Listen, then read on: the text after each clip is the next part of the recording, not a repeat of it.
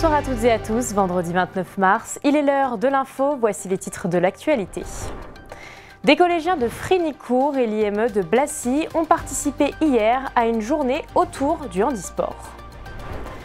Plus que quelques heures avant le début de la 150e édition de la Foire de Pâques, nous vous emmenons ce soir dans les allées du Parc du Jard de Saint-Dizier pour suivre les derniers préparatifs. Commencée il y a plus d'un an désormais, la rénovation de l'église Notre-Dame de Bar-le-Duc se poursuit. Zoom sur les travaux en cours. Et l'espace créateur d'entreprise de Saint-Dizier a organisé sa 3e session d'atelier numérique. Cette fois, c'est l'intelligence artificielle qui était mise en avant. Noémie Collignon sera sur notre plateau pour nous en dire plus.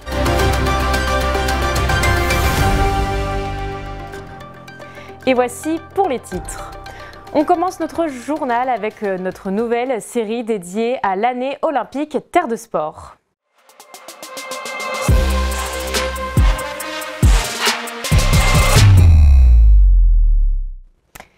Et pour le premier épisode, nous partons en Meuse, de l'escalade à l'aveugle, du tennis de table et du lancer de javelot avec des athlètes paralympiques. C'est le programme qui a été réservé aux collégiens de Frignicourt et de l'IME de Blacy qui ont participé hier à une journée autour du handisport. Le but des établissements, c'était d'obtenir des billets pour que les élèves assistent peut-être aux Jeux paralympiques de Paris 2024. Un reportage de Gaël Bossu. Là, une prise en bas, là. Okay. Un bandeau sur les yeux, cette collégienne escalade à l'aveugle. Elle est là, là. Oh, il est là. Tu me dis là, j'ai les cheveux bordés, je vois rien. Une séance de sport originale qui permet à ces collégiens de Frignicourt de découvrir le handisport de manière concrète. C'est stressant un peu parce qu'on sait pas trop où on va. Bah, et puis t'as l'impression d'être super-héros alors que t'es peut-être tout seul. Ouais, voilà. C'est compliqué. Ah, j'allais dire ça va, mais ça va en vrai. C'est plus dur que ce qu'on pensait. On a supprimé un sens, la vue, et justement ils vont devoir travailler essentiellement sur le toucher, sur le ressenti, et la communication avec leurs partenaires derrière pour les guider. C'est moins rébarbatif que faire un exposé en disant alors faut pas se moquer, faut pas ceci. Non, là ils comprennent, ils rigolent, et c'est beaucoup plus sympa de les mettre en activité de cette manière-là plutôt que juste parler. Il y en a une mieux à droite, au-dessus. Voilà, celle-là elle est très bien. Maintenant tu pousses, voilà, tu te raccroches. Cette journée de découverte et de pratique du handisport s'inscrit dans un projet développé depuis plusieurs mois par le collège. Le but, multiplier les actions de sensibilisation handisportive pour avoir l'opportunité d'aller assister à des épreuves des Jeux paralympiques. La volonté étant de monter un projet, de montrer l'investissement d'un établissement auprès des élèves pour les éduquer aux Jeux olympiques, aux Jeux paralympiques. Donc on a eu l'idée de rassembler des élèves de plusieurs secteurs de Vitry. Et donc on a fait une première journée à Blacy, donc au sein de l'IME où ils ont fait du para-judo et du para-tir à l'arc. Et aujourd'hui, c'est l'acte 2, c'est para-tennis de table, para-escalade et du lancer de javelot.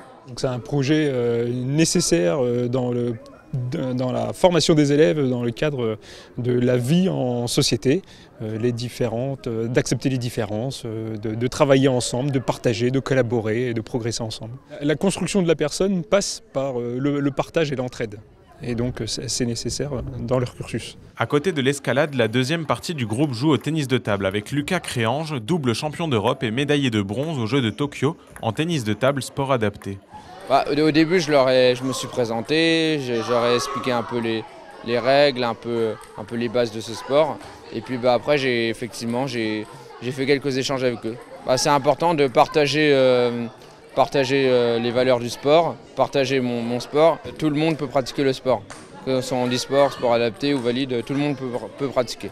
Moi j'en suis intimement convaincu, le sport a des valeurs sociales qui font qu'on peut passer facilement des messages au travers du sport. Et c'est un petit peu l'intérêt de ces journées, c'est de pratiquer avec des gens en situation de handicap. Et finalement, pour certains, ils ne le savent même pas parce que le handicap peut être invisible. Et voilà, c'est de passer une bonne journée tous ensemble et de montrer qu'il n'y a pas de différence. Confiance en soi, acceptation de l'autre, inclusion du handicap, dépassement, autant de valeurs transmises aux élèves qui font la beauté des Jeux olympiques et paralympiques. Grâce à ce projet, l'établissement a décroché 68 places pour assister à des épreuves paralympiques en septembre prochain. La foire de Pâques investira à partir de ce samedi et durant 15 jours le parc du Jard de Saint-Dizier. Pour cette 150e édition, la ville a tenu à marquer le coup. Pour le moment, l'heure est encore aux préparatifs. La rédaction vous emmène dans les allées du Jard où les agents municipaux et les forains peaufinent les derniers détails. Un commentaire de Nicolas Fontaine. Le tranquille parc du Jard s'anime. Devant l'entrée, les agents municipaux s'affairent pour poser la nouvelle enseigne de la foire de Pâques. Il ne leur reste plus que quelques heures pour tout terminer.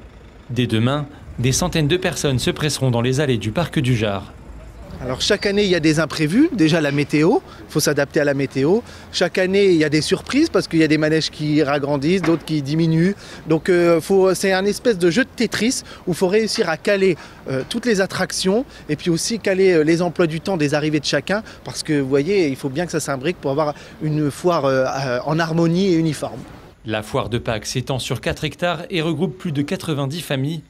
Au total, ce sont plus de 200 métiers qui sont représentés. Alors ici, rien ne peut être laissé au hasard, chacun a des missions bien précises. Il faut creuser les fosses septiques des forains, après les mettre en sécurité, avec du grillage et de la bâche pour la propreté. Ensuite, on refait toutes les allées en mignonnette, c'est du gravier enlavé. Donc avant la foire, nous on a tondu, taillé quelques branches, et après la foire, on va réparer tous les dégâts qu'il va y avoir. La mise en place des nourrices pour l'alimentation d'eau, c'est une petite journée de travail. Les armoires, ça prend un peu plus de temps parce qu'on doit les déplacer avec un camion grue, les raccorder électriquement. Donc on va compter aller sur 3 jours de travail. La première manifestation qu'on a, elle a lieu une semaine, 15 jours avant, c'était le duathlon, mais c'est la première manifestation du genre. Donc ça nous change de notre travail habituel. Bien installée depuis 1867, la foire de Pâques est un rendez-vous incontournable pour tous les habitants de Saint-Dizier. Pour cette 150e édition, c'est Maurice Chanet, forain et illustre boxeur qui est à l'honneur. Le bragard, connu de tous, sera présent pour l'inauguration prévue ce samedi à 15 h. De leur côté, les forains aussi effectuent les derniers préparatifs. La plupart des manèges ont été installés, il faut maintenant les sécuriser et les nettoyer. Et comme chaque année, les habitués sont au rendez-vous. Le manège à le monter, à le mettre en place, ça prend 2 jours. Et après, les préparatifs, ça peut aller d'une après-midi jusqu'à une semaine, 15 jours, tout dépend le temps qu'on a, quoi. C'est une habitude d'être ici, c'était déjà mon père qui venait, mon grand-père venait, puis maintenant c'est moi, et puis à partir de l'année prochaine, mon fils aussi sera là, donc on est sur 4 générations. Qu'est-ce qui vous plaît tant sur cette foire à Saint-Dizier ? Déjà le cadre, parce que c'est vrai que c'est plus très courant qu'on s'installe dans des parcs comme ça, dans des espaces verts. Nous voilà, on sait que c'est notre belle saison, notre saison estivale commence un peu à partir de là, quoi. Cette année, de nouveaux manèges ont également fait leur apparition. L'Usine, l'un des plus grands palais du rire d'Europe, et le Star Wars, une attraction à sensation, ont eux aussi choisi l'emblématique foire de Pâques qui durera du 30 mars au 14 avril prochain. Maurice Chanet, le parrain de cette 150e édition, ainsi que son fils Jackson font désormais partie d'un cercle restreint, celui des personnalités vivantes qui ont donné leur nom à une rue. La municipalité a en effet décidé d'honorer ces 2 bragards qui ont fait briller la ville de Saint-Dizier au niveau international. La nouvelle rue Maurice et Jackson Chanet desservira le futur lotissement des Carpières, qui est encore en construction.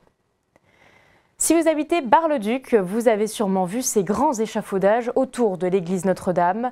Débutée il y a plus d'1 an, désormais, la rénovation du bâtiment se poursuit. On fait le point sur l'avancée des travaux avec Gaël Bossu.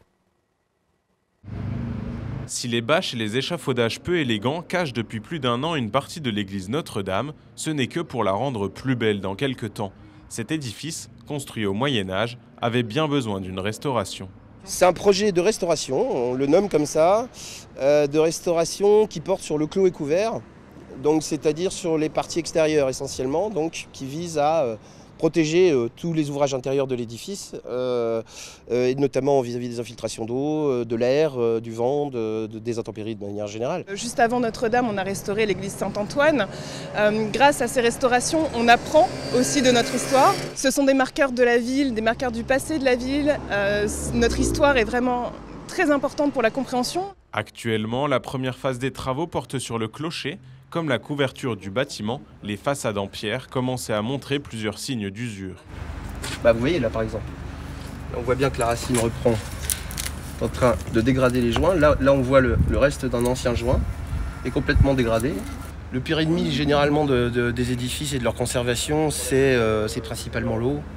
Donc c'est ce que je vous disais, c'est-à-dire la question de restaurer l'étanchéité, c'est une priorité absolue. De façon, même si on n'engage pas des travaux complets, l'exemple ici de cette végétation, c'est qu'effectivement, on a des racines qui vont s'immiscer à l'intérieur des joints, les dégrader, l'eau qui pénètre. Enfin, c'est des réactions en chaîne, voilà, qui là impliquent qu'on intervienne assez urgemment. La dernière rénovation de l'église remonte à 1995, où une partie de la face nord avait été rafraîchie. Le but des travaux aujourd'hui est de conserver une certaine cohérence avec les restaurations passées. Et suivant les bancs, c'est-à-dire les endroits où on extrait la pierre, on peut avoir différents veinages et différentes teintes, différentes granulométries. Et ça donne ce panachage qui va de l'ocre relativement foncé au jaune, en allant jusque parfois au gris clair. Certains éléments de l'édifice sont trop usés pour être restaurés et ils sont alors retirés. Un tailleur de pierre vient ensuite les recréer à l'identique. Et donc là, il faut retailler toutes les pierres dont les modèles sont ici. Ça, par exemple, c'est ce qu'on appelle un claveau, cette pièce. C'est-à-dire que normalement, elle est posée comme ceci. C'est le sommet d'un arc, si vous voulez. Et donc là, vous avez ce qu'on appelle des moulures, avec une doucine, un filet, voilà, des congés. Enfin bon, tout ça porte des noms. Et alors tout ça, c'est le travail du tailleur de pierre. Voilà. Et donc là, il trace le profil de la moulure. Et après, il va sculpter. Vraiment, il va tailler comme ceci, sur toute la longueur.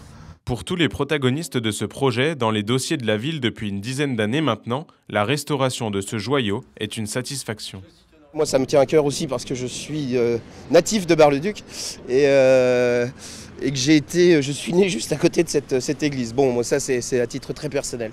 Oui, je suis barisienne, donc ça me tient forcément à cœur. Je suis passionnée par mon patrimoine de la ville et c'est vraiment une chance et une opportunité pour moi. Hein. Je trouve que je suis chanceuse de pouvoir assister à ces chantiers de restauration, à pouvoir les voir de près, de voir comment on restaure, les techniques et de voir également des fois des trouvailles, des choses qu'on n'aurait jamais vues si on ne restaurait pas les monuments. Donc oui, j'ai de la chance. La première phase de rénovation, à l'issue de laquelle le dôme sera de nouveau visible, devrait être terminée au mois de mai. Les travaux généraux, eux, dureront au moins jusqu'à 2028. Ce vendredi, l'espace créateur d'entreprise de Saint-Dizier a lancé sa nouvelle session d'atelier numérique. Accompagnés par des coachs de chez Google, les participants se sont familiarisés avec les nouvelles technologies et notamment l'intelligence artificielle. Bonsoir Noémie. Bonsoir. Alors tout d'abord, comment ça se passe concrètement un atelier numérique? Alors un atelier numérique, c'est organisé par l'espace créateur d'entreprise de Saint-Dizier. On a décidé d'organiser une nouvelle journée, c'est la 3e fois qu'on l'organise. Donc la matinée, elle était consacrée avec 2 ateliers, donc comment lancer un projet sur Internet et comment accélérer ce projet grâce aux outils numériques. L'après-midi, c'était un temps vraiment ciblé sur l'intelligence artificielle, donc tout d'abord sur les bases de l'intelligence artificielle et ensuite comment les entreprises, les TPE et les PME notamment, peuvent l'utiliser dans leur activité tous les jours. Ok. Alors comment ça se déroule? Parce que c'est pas le premier, il y en a déjà eu 2. C'est ça. À chaque fois, ça fonctionne sur le même principe, c'est déjà préparé, c'est les cours? Oui, c'est ça. En fait, les coachs de chez Google interviennent à l'espace cœur de ville de Saint-Dizier. Et donc, leur atelier est déjà préparé. Et ensuite, il y a un jeu de questions-réponses avec les participants qui peuvent justement poser des questions dont ils ont besoin pour leur activité notamment. Ça dure combien de temps à peu près? Alors c'est des ateliers d'1 heure, donc il y en a 4 dans la journée, donc il y en a 2 le matin et 2 l'après-midi. Alors pourquoi vous avez décidé de mettre ça en place à l'espace créateur d'entreprise de Saint-Dizier? Alors à l'espace créateur d'entreprise de Saint-Dizier, on accompagne des entreprises tous les jours et donc on avait vraiment envie de leur apporter des outils numériques, notamment sur l'intelligence artificielle, dont ils peuvent se servir tous les jours dans leur activité.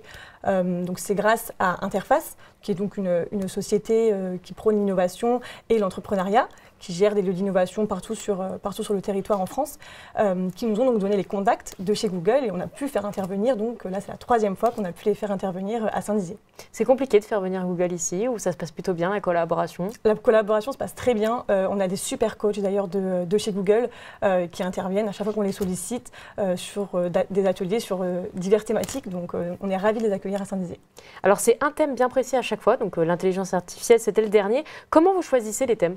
Alors on choisit les thèmes, comme vous l'avez dit, on essaye donc de faire plein de thématiques différentes afin que ce soit vraiment accessible au plus grand nombre de personnes sur le territoire. Alors nous, que ça serve aux entrepreneurs qu'on accompagne, mais aussi que ça serve à tout le territoire. Alors justement, on parlait du dernier l'intelligence artificielle.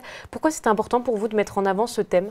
Alors l'intelligence artificielle, on sait que c'est une technologie qui peut paraître un peu complexe et inaccessible, mais elle façonne déjà et elle continuera de façonner notre société sur plein d'aspects, que ce soit la santé, l'économie, les emplois, encore l'éducation. Donc on avait vraiment envie que les entrepreneurs, mais également les élèves, les étudiants ou simplement des personnes curieuses, parce que je le rappelle, mais ces ateliers, ils étaient gratuits, ouverts à tous, c'était juste sur inscription. L'objectif est vraiment que tout le territoire puisse avoir accès à ces ateliers et puisse justement se former sur des outils numériques tels que l'intelligence artificielle. Alors l'intelligence artificielle, c'est toujours un petit peu controversé. Comment on l'amène dans des ateliers? Qu'est-ce qu'on met en avant de l'intelligence artificielle? Alors justement, on met en avant comment on peut s'en servir, comment on peut se servir de ces outils pour que ce soit utile pour chacun. Il y a plein d'outils d'intelligence artificielle divers et variés et chacun peut s'en servir pour quelque chose de bien précis. Donc vraiment, c'est l'application que les coachs Google sont venus apporter aujourd'hui. Alors justement, l'intelligence artificielle, est-ce que c'est difficile de mettre en avant le local? Parce qu'en fait, l'intelligence artificielle, c'est une technologie qui peut paraître très éloignée de notre territoire assez rural. Est-ce que c'est difficile de mettre en avant ces thématiques ici à Saint-Dizier? Alors, pour nous, c'était vraiment crucial d'apporter l'intelligence artificielle sur notre territoire. L'objectif, c'est aussi de stimuler l'innovation et la croissance économique du territoire. Donc, en apprenant par des coachs de chez Google, donc c'est quand même, on peut difficilement faire mieux, apprendre justement à toutes les personnes du territoire comment on se sert de ces outils qui, encore une fois, peuvent paraître un peu complexes. Donc, c'est pour ça qu'on a choisi de les mettre en place. Ça se passe plutôt bien en général. Vous avez eu plus de 100 inscrits, je crois, pour le dernier. C'est ça, on a eu plus d'une centaine de participants pour cette journée d'atelier numérique Google. Donc ça a plutôt bien fonctionné en effet. Quelles sont un peu les principales questions qu'ils posent? Alors peut-être pas sur l'intelligence artificielle, mais sur les autres, ils sont demandeurs de quoi? De démonstrations ou plutôt de questions très pratiques? Non, surtout de démonstrations. Et c'est justement pour ça qu'on les fait revenir à chaque fois, les coachs de chez Google, parce qu'ils mettent en pratique ce qu'ils sont en train d'expliquer. Donc il y a vraiment une partie un petit peu théorique, et ensuite il y a la partie pratique où ils montrent vraiment en direct comment on se sert de ces outils numériques et ces outils d'intelligence artificielle. Donc c'est vraiment l'application que je pense les personnes et les participants viennent chercher. Donc ça marche bien, peut-être prochains ateliers? On espère que Google nous suivra encore dans une 4e session d'atelier. Et bien parfait, merci beaucoup Noémie d'avoir été avec nous. Merci à vous. C'est la fin de notre journal, merci de nous avoir suivis. Tout de suite, la météo, bonne soirée sur Puissance Télévision.